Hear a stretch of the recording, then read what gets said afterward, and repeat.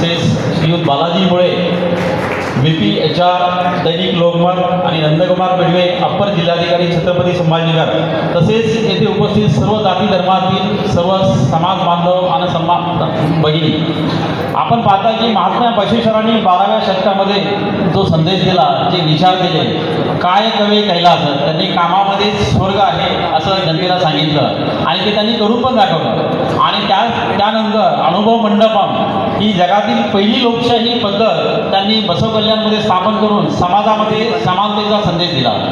ज्या अनुभव मंडपामध्ये सर्व जाती धर्मातील व्यक्तींना, महिलांना, विधवांना प्रतिनिधित्व देऊन समाजामध्ये समानतेचा संदेश, महान संदेश त्यांनी दिला।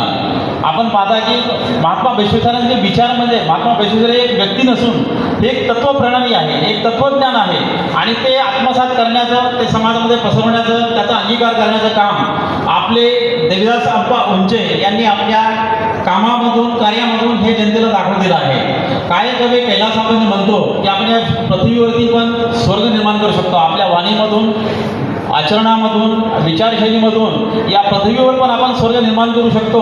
याचं मूर्तिमंत उदाहरण म्हणजे देवीदास अप्पा उंचे।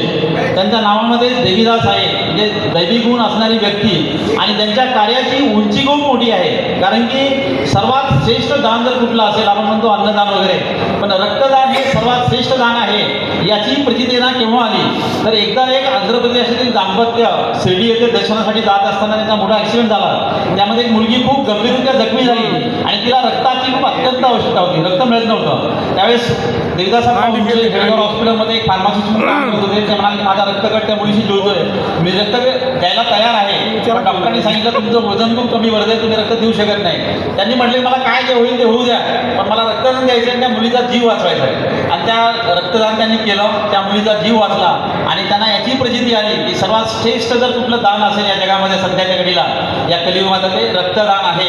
आणि देवीदास अप्पाच्या या कार्याला सुरुवाती झाली त्या 2000 सालामध्ये या घटनेमधून सुरुवात झाली, ॲक्सिडेंट झाली।